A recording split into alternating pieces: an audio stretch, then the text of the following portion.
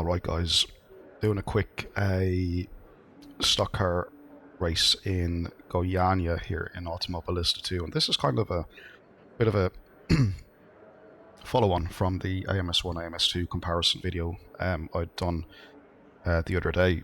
And basically I'm just doing a quick 10-minute race around here to see what the AI are like and actually really get stuck into a slightly longer race where I'm able to maybe better judge what the car is doing, what the AI is doing. And these cars, though, different from the one I done the comparison in. These are the 2020 models, right? So these are the ones that didn't have the aero effect. So they're a bit more raw, a bit more weighty. What I've done as well is I have turned on, and I discovered this, and this has been there all along, apologies, but I did find in the menu there was an option to do manual control at the rolling start. Before, the only rolling start I knew of was the light would go, red, green or whatever, and the sim would give you complete control of the car at an instant of green light. And this led to all sorts of problems because the throttle was instantly switched on. In Indy cars, it would cause a lot of spins at the start, particularly on ovals, because people were given control of the car immediately. Where with this, we're going to have control of the car for a few minutes, maybe 30 seconds up to the line. And again, it's something I didn't see going into the game. But it's there now and I'm using it, so let's get stuck in and see how this race plays out over the next 10 minutes. So I have control of the car now. I'm actually driving. Let's clutch it in. There's a bit of red lining, so yeah, I've got full control over the car, and yeah, it should be a more controlled start. Yeah, much better. I'm able to actually get away, and it's good. It's good. Big improvement on the method that we had before. Alright, so into turn one, and I'm just trying to get a feel for the car as the tyres maybe bed in a little bit and increase in temperature a small bit. What I do like as well, the new radar system that's been implemented by Risa in this sim is definitely... Ooh, hang on just a second.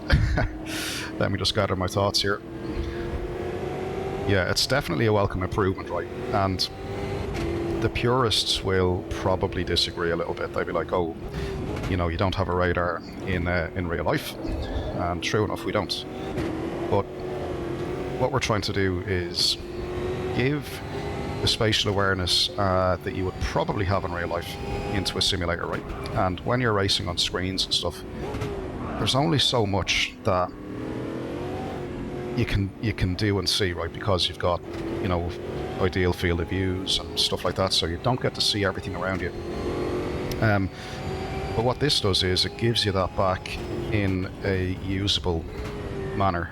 Now, for me, having come from like Assetto Corsa Competizione,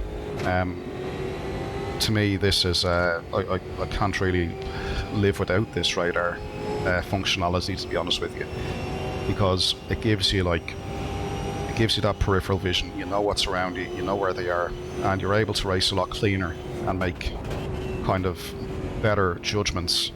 And I can tell you from being online racing,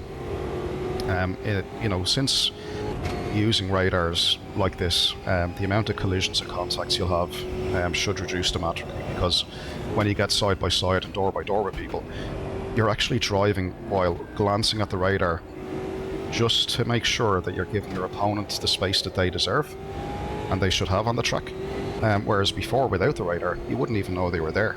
And if you don't know they're there, and the opponent doesn't know you're there, then it's invariably going to lead to, contacts and crashes and stuff like that. So, yeah, like I say, the purists will disagree. And if you're in VR, then maybe it's a different situation. But certainly for people racing on screens, and certainly single screen racers, the radar is going to be a very useful tool. Better use a push to pass on the start finish straight here. Yeah, I can definitely feel the weight of the car, and when you overdrive the front end, again, it takes its time getting pitched in, and you do get a bit of wheel lock, which is frustrating, but realistic. Yeah, the AI seems to be nicely balanced on this track as well. Some tracks in AMS2, the AI are either, you know, really good or really bad. Ooh. And what I mean by that is, like, some of the ovals, for example, like that I've done videos on, like the NT2 Raceway and stuff like that, where the AI would get a sudden speed boost off certain corners. That can be frustrating because it's not realistic, and you can't really get a good race going. Like, some corners the AI are nicely balanced, others they're too quick, others they're too slow. But initially, it seems that on this track at least, they seem to be pretty consistent over the whole lap. And I'm running the AI here on about 95-96%, I believe. And I'm not running any special setups on the car or anything like that. So this is the, you know, pretty much the default. I think I made one change to the bump stop, that was it. And yeah, that was all. Oh, and the coast diff. Everything else is just completely standard. And that there, when you overdrive the front grip goes and it just lazily doesn't come back to you. Exactly like real life.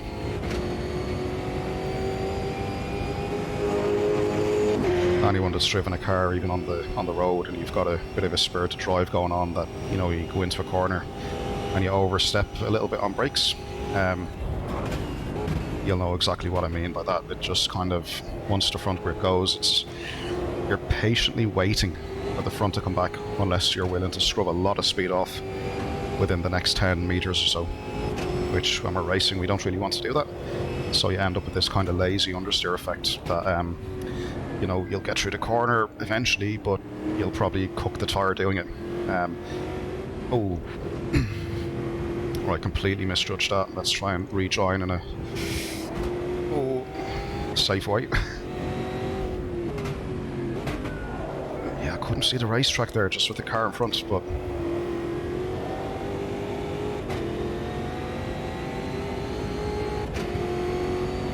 yes, I'm going to be under pressure now from these cars behind, I think.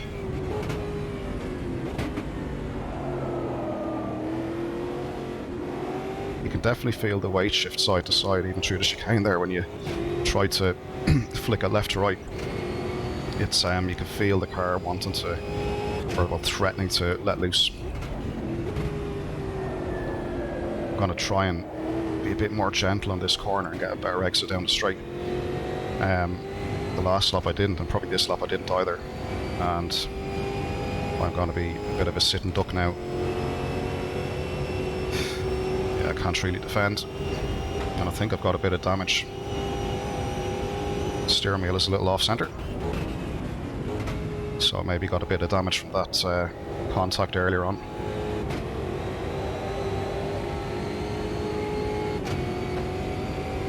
Yeah, a bit of damage on the front anyway, and a bit of damage on the rear right. So maybe that's not going to help the speed or the lap time of the car, but generally speaking, it's very minimal at least. But yeah, I mean, the car feels really good. The physics, the behaviour of the car is as you'd expect from a big stock car like this. They do feel nice. A lot of torque at the back as you'd expect. The front end, when you overdrive it and you get into that lock-up / understeer driftiness, it's, you know, and you know, you can see it from the video as well. It's just a constant waiting for the car to come back, waiting for the grip to come back, and it doesn't always come back that easily. Okay, a lot of damage on the front of the car. But well, it's all good, it's all good. The actual behaviour, the characteristics are certainly as you'd expect. I'm going to use a push to pass here to try and offset the damage difference, the severe damage I've got now. Ah. Well. Alright, so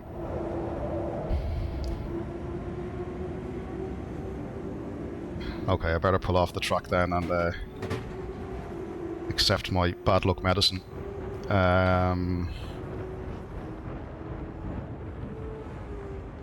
Yeah, okay. engine failure, so yeah, alright, let's obviously retire to the box. And yeah, let's skip to the end of the session. So yeah, that was interesting. Let's jump ahead anyway and look at the let's have a look at the replay here. The other car should spawn onto the screen now in a second.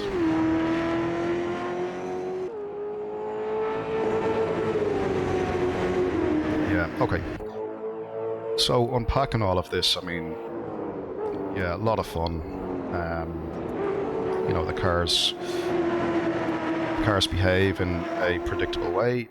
This is always the problem with AMS2. Sometimes the replay control don't work. Like I'm trying to turn off the standings and just nothing is responding. Let me just check. There we go. Yeah. So the actual handling of the car, the physics and stuff, and after I'd done the AMS1 to AMS2 comparison video a few days ago, and they were using the cars, the 2017 and 2019 car, right, both of which run the downforce packs on the car, right, so that was slightly different. But then jumping into this with the 2020 in this case, where the aero packs come off the car, it did feel a little less willing to turn in and grip up, particularly mid-corner. Still felt really, really nice. The handling, the physics are what you'd expect, you know. And I know I've said this a number of times, but when you go deep into a corner and the front starts to lose grip either from a lockup or you've gone in too fast and you're trying to steer through it with hope, you'll find that sometimes over the course of a lap or 2 laps of doing that, it makes matters worse progressively. So, you know, presumably you're cooking the tyre. That's modelled into the physics. The surface temp of the tyre increases. The tyre rubber, if you can imagine, starts to become almost like honey or treacle, where the rubber itself is starting to like literally tear itself off the tyre. Temporarily, everything becomes softer, more mushy, and the understeer gets worse. That's how it felt, at least.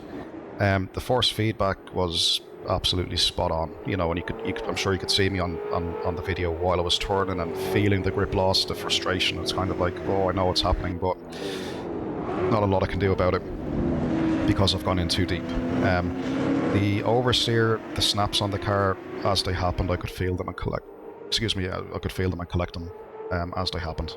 That felt really good, really nice.